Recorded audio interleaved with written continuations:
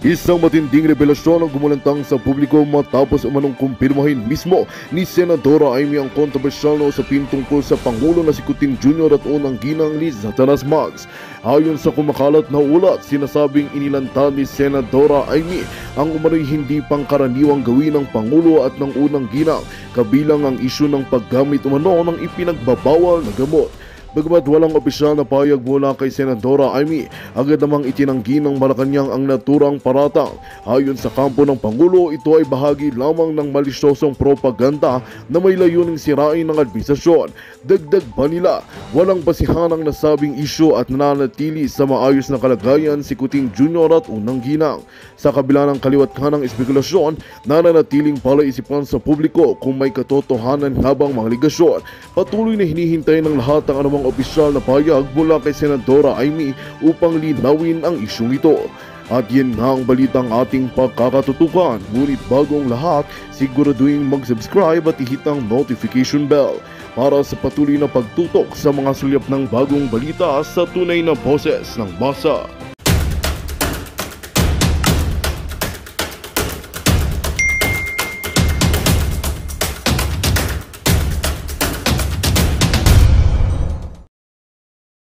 Para sa mga kapwa ko na DDS, may bagong revelasyon, mga puting ahas ni Marlica tungkol sa ICC na maglalagay sa peligro sa political career ni BP Inday Sara at ang kalagayan ni PRRD. Okay, ito. Katatapos lang yung live stream ni Marlica. Parinig ko sa inyo yung revelasyon ng puting ahas. Pagtatraidor sa kaniyang ka-unit team, okay? Na baka hindi pa alam ni Inday Sara dahil mainit-init po ito. Actually, this is dated, kasi send lang sa atin. Pero bago mag-break, okay, ang sesyon ng Congress, ano nangyari? Okay? Ayon sa ating puting ahas, ay kumpirmado po na nasa Pilipinas na ang mga nag-iimbestiga. Actually, nag-iimbestiga na sila ngayon. Alright? Nasa Pilipinas na at meron din tayong puting ahas sa Department of Foreign Affairs at sinasabi sa atin, mga kababayan, na nandiyan na sa Pilipinas. Alright?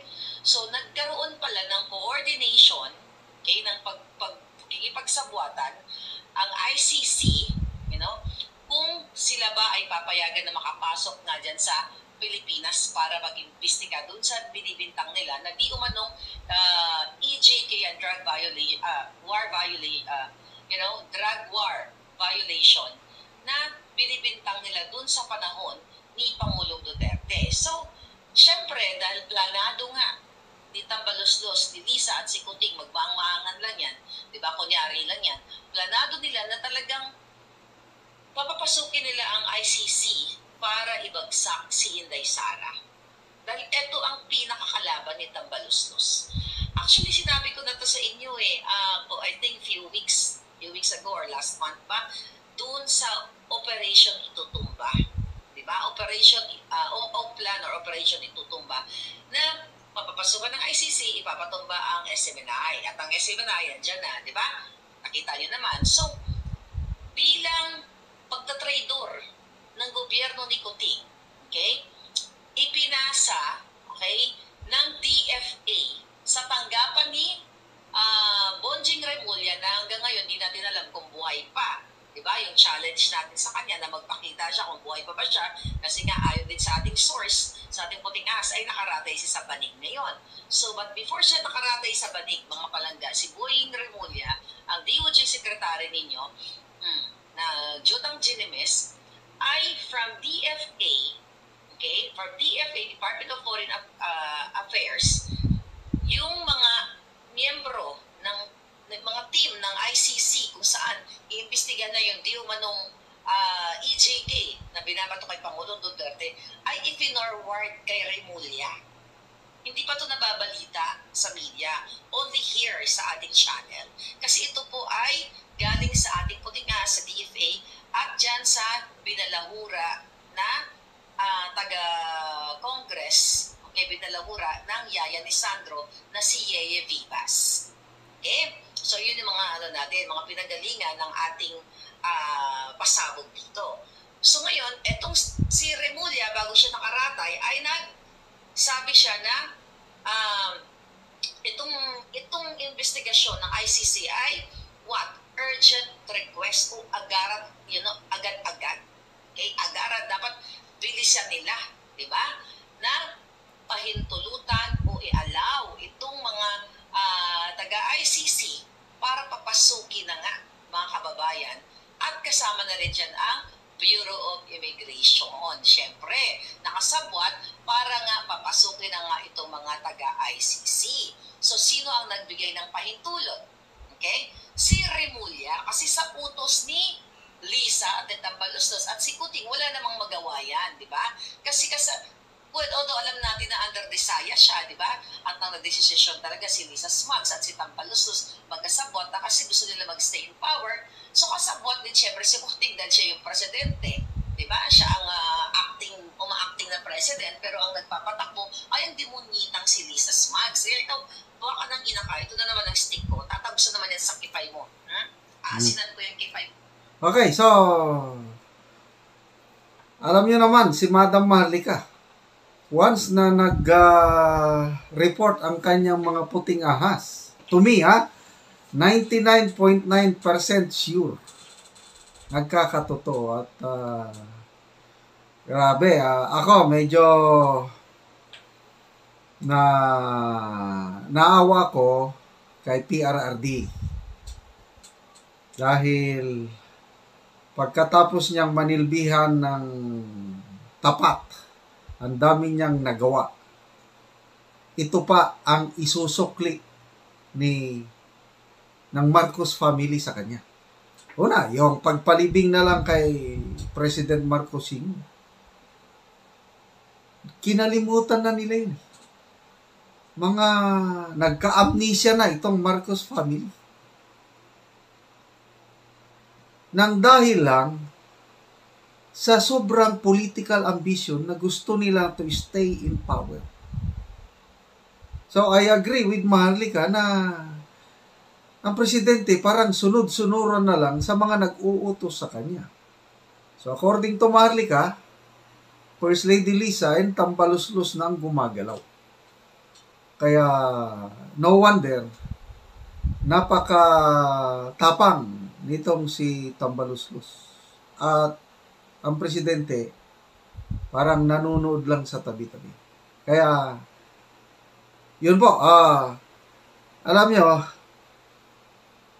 may tumawag sa akin bago lang, Brad, si General Macanas ba ito? Opo, sabi niya, kapapanood ko lang yung vlog ni Maharlika, ganito, ICC. Hindi ko pa napanood. O pwede ba, stop muna pag-usap dahil panoorin ko ito, pinanood ko. Sabi nga. I think kahapon o kagabi, nag-vlog ako tungkol nito na sikreto nakapasok ng ICC. Kaya basihan ko yung si Professor Ronald Llamas, dating political advisor ni Noynoy Aquino. Nagsabi siya na posible baka nandito na ang ICC. So sa analysis ko nga, nga. Kasi yung sagot ng Pangulo, matamlay na pag-aralan natin. Sabi ko, posible. Nandito na. Ito. Konfirmasyon. Puting ahas ni Maharlika nandito na sa loob. So, mabibigla na lang tayo, mga DDS. Biglang may warrant of arrest na si PRRD.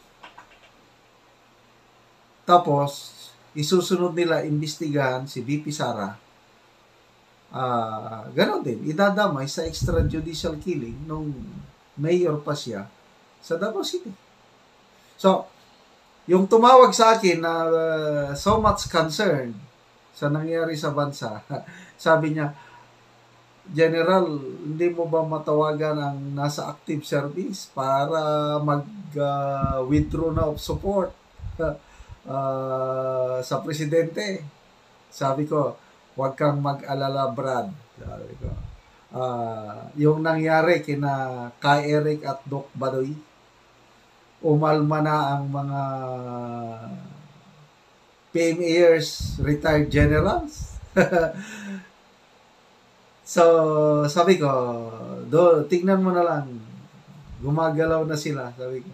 Yun na yung ano, pag yun ang gumalaw, susunod ang taong bayan, yun na yun. So, na-underestimate, itong political advisors ba ng presidente, hindi sila marunong bumasa.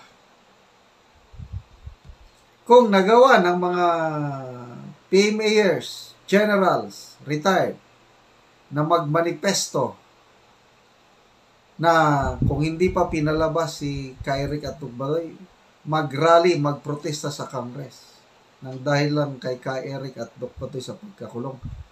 How much more si dating Pangulong Duterte na aalipustahin ng mga banyaga. Diyan sila nagkakamali. Dahil baka yun na ang mitsa, spark for somebody just to lead, o a group just to lead, at ang taong bayan naghahanda yan, sige na, kailan ba? Sabi ko, let's just wait the right time.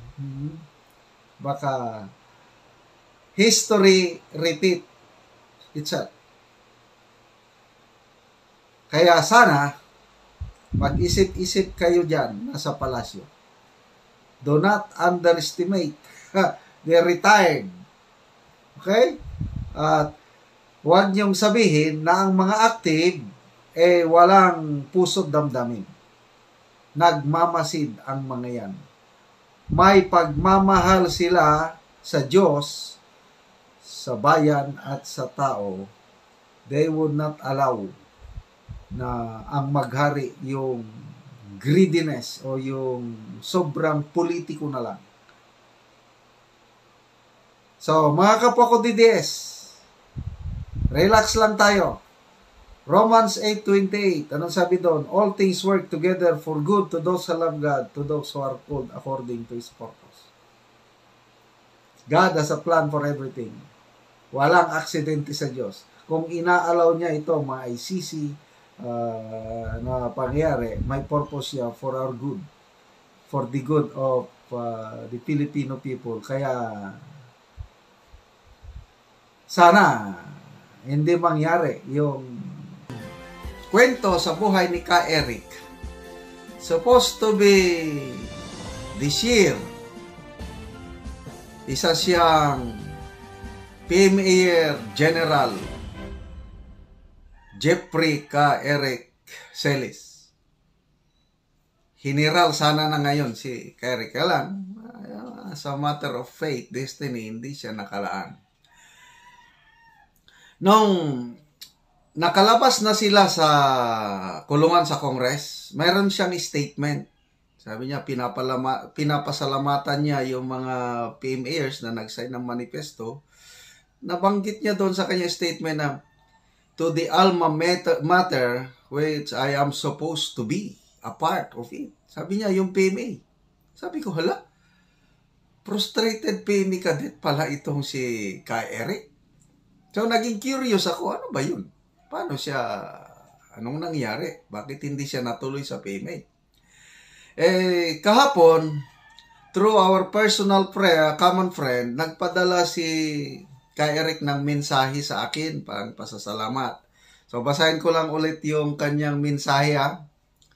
Sabi niya, maraming salamat po, General Macanas, for all your support para sa akin at kay Dr. Lorraine Badoy. We deeply appreciate po, sir, ang inyong kabutihang loob para sa amin. We know that we share the same conviction in our commitment to serve and promote the best interest for the greater number of our people and for our beloved country. All the best po, sir. And God bless you always in your family, Eric. Yan. Natuwan-tuwa ako nung natanggap ko itong message na ito from our common friend. hindi ko close friend noon si Kai Eric. Kilala ko lang siya dahil nasa Intip LCAC, nasa SMNI. Ganun lang.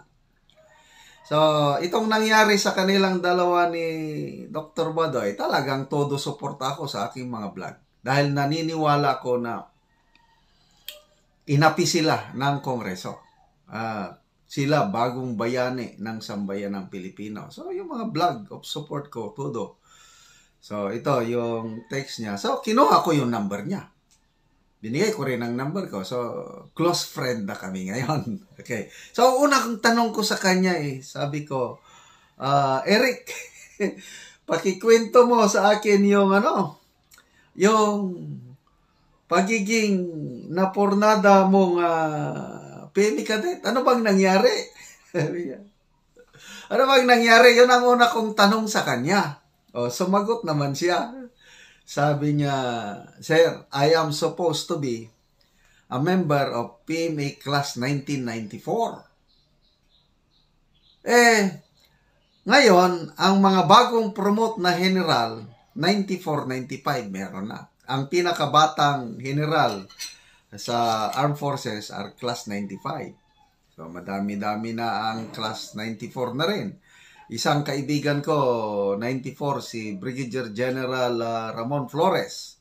Siya na ang Commandant of Cadets sa PMA, 94. So, sabi ko, general na sana ngayon si Jeffrey Celes kung natuloy siya. So, anong nangyari? Bakit hindi siya natuloy? So, ganito ang kwento niya sa akin, Sir. Noong kasagsagan ng 1989 na kodita ni Cory, nandun na ako sa Viluna. Undergoing na ako ng medical exam. So, ibig sabihin na nakapasar siya sa napakahirap na PMA entrance exam. So, after the written exam, doon ka na. So, December of 1989, nandun daw siya sa Viluna. So, kung nakapasar siya doon sa Viluna, pasok siya sa PMA April 1, 1990 at magra-graduate siya March of 1994. Kaya PMA Class 94 sana si Kai Eric. But something went bad nung nasa Vilo na siya kasi may medical findings. Hindi ko na lang sasabihin yung medical findings, kailangan, hindi naman major na sakit. Kailangan lang i-comply ang tawag namin doon. Sample, kung ngipin, ang dami mong panang ngipin. Papasta ka muna o pabunot ka, magpapustiso. Yun, compliance sa medical yun. So, yung aplikante, after na makomply niya yung panngipin, babalik sa Bilo na, okay na, pasado na. Okay, yung compliance ni Kai Eric, medyo hindi ko na babanggitin. Kailangan niyang magpa-opera, kailangan niya ng pera. Although, hindi nakakamatay na sakit. Very strict kasi ang standard sa PMA. Konting lang na baka, kasi very rigorous ang training sa PMA. I've been there. More than 3 years ako doon. Ang hirap ng training sa PMA. Kaya, yung findings kay Eric, iayusin mo muna yan. Punta ka sa doktor. Then after that, balik ka dito. So, kailangan ng operasyon. Hindi nakakamatay ng operasyon. Ang problema, sabi ni Eric, pobre lang kami, sir. Wala kaming pera. Doon, medyo antig na naman ang damdamin ko. Yung kapobrehon ba? Ang daming kasi karamihang nakakapasok sa PMA are poor but deserving students. The best of the best. Kaya itong mga PMA graduates, karamihan sa kanila, anak yan ng mga pobre. Anak ng katulong, anak ng farmer, mayroon pa ngang top-notcher na female graduate. Naging katulong sa Baguio City ng ilang mamaya nakapasa. Ganyan galing sa mahihirap ang mga PMA graduates natin. Kaya alam nila yung hirap. So dahil sa hirap sa buhay, wala siyang pera, hindi niya na-comply. Maliit lang sana ang operasyon yun. Kaya sir, yun ang nangyari. Hindi ako nakapasok sa PMA. So, ang nangyari, wala na. Bumalik na lang siya nag-aral. And by the way, si Ka Eric, class valedictorian, elementary and high school. Kaya kung makita niyo kung magsalita si Eric, dire-diretso siyang mag-English. Talo pa niya ako. Hindi ko kayang magsalita ng gano'n in front of congressmen. Di ba? Grabe siyang ano. Ako, magtagalog lang ko. But hindi yung dire-diretsong English. So, yun. Bumalik siya. Nag-aral siya sa West Visayas State University Scholar sa Iloilo City. Kailang kasamang palad. Doon na siya na-recruit. Na-recruit na siya na naging NPA. So, halos 20 years siya sa Kilusan. At ang experience niya, grabing experience niya kasi red area and white area ang kanyang experience. Ano yung red? Yun yung NPA. Fighter, lumalaban sa bundok. Kaya alam niya yung buhay ng NPA. Kaya lang, dahil magaling niya siya, matalino, na-promote siya, hanggang ang pinakamataas niyang katungkulan, kung kami pa sa Army o Armed Forces, nasa intelligence siya, nasa J2. Nandun siya sa NPA Intelligence Unit ng National Operations Command, direct supervision ng Central Committee. Kaya ang daming alam ito si Ka Eric.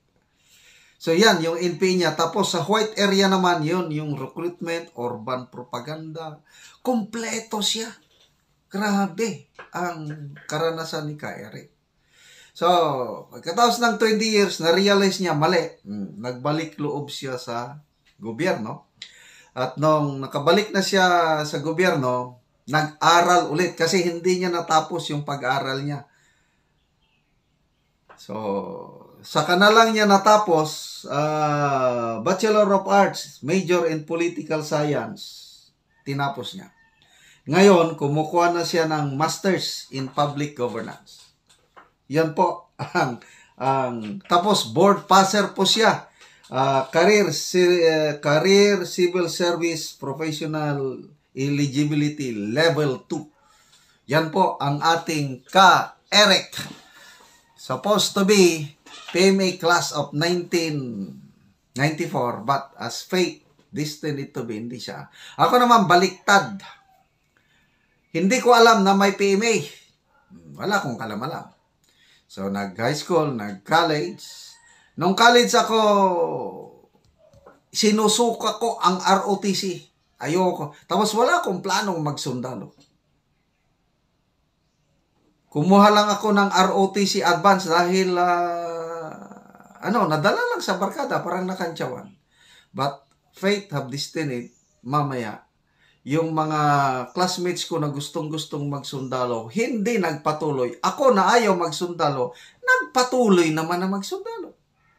So, nung nagsundalo na ako, ang gusto ko hanggang 20 years lang sa military service, alis na ako. But, fate have destined na tinuloy-tuloy ko hanggang compulsory retirement, tapos naging general pa. So, yun po. Bakit naging general ako? Wala. Isa lang may, it's God's blessing. It's destiny.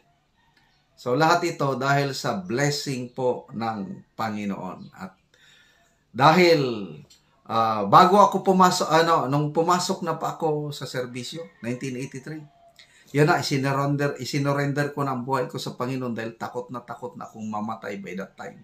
Unang unit assignment ko sa Manawag, Pangasinan. May milagrosong berhen, yan ang paniniwala ng mga Catholics. Nagmilagro si Virgin Mary doon, may malaking simbahan. Doon ako, unang bumili ng Biblia. Kasi takot na takot akong mamatay. Sabi ko, Lord, anong gagawin ko pag mamatay ako sa Mindanao? Ang sagot ng Panginoon, magbasa ka ng Bible. Since 1983, nagbasa na ako ng Bible. So, sa pagbabasa ko ng Bible, naintindihan ko ang pag-ibig ng Diyos sa akin, yung ebanghelyo niya, yung kanyang good news, Christmas ngayon, Bakit kailangan ng Jesus na maipanganak? Dahil mahal niya tayo para maligtas tayo sa kasalanan. At nung naintindihan ko yon, tinanggap ko siya sa buhay ko, isinorender ko ang buhay ko sa Kanya. Ngayon, I am now living for God. Kung ano ang kagustuhan ng Diyos sa buhay ko, yun ang masusunod. So, advance Merry Christmas, mga kaibigan. And to kay Eric, sobra ka pa sa general. Bakit? Dahil celebrity ka na, national. And then, be prepared, congressman. Hindi ka na general, but magiging congressman. Jeffrey Eric Celis ka ngayon by 2025. Okay ba? Botohan natin si Ka Eric at Doc Badoy, whatever na kung tatakbo sila sa eleksyon. Kilala ko sa'yo, biological woman. Ang aking diniscuss sa'yo na, di ba ito yung survey firm na kinukuha ng mga politiko kung gusto nila ng honest. Para makita nila yung honesty is the best policy. So, yung may-ari nito, parang sinesendan din niya ako ng results, no? Ewan ko bakit, baka crush ako nung may-ari nito. Hi sa'yo, may-ari! Anyway, so kaka-email niya lang sa akin. So ito yung yung mga presidentiables, no, for 2028. And as usual, katulad ng sinabi ko sa iyo, biological woman, ang nag-eemehan sa presidentiable sa 2028 is si Tulfo pa rin si Sara. Yun pa rin lumabas. Tapos si Romualdez, bumaba pa nga yung percentage dito ni Romualdez. So after everything, bumaba pa siya, madam. Pero ang nakakaloka kasi dito is Magandang balita ang hatid namin sa inyo ngayong araw. Sa pagtatapos ng aming balitaan, nagbigay kami ng mga mahalagang impormasyon. Maraming salamat sa pagtutok at pagsuporta sa aming programa. Huwag kalimutang manatili sa mga susunod na araw para sa mga bagong balita at mga kwento na dapat nating abangan. Mula sa Boses ng Masa, magandang araw, Pilipinas!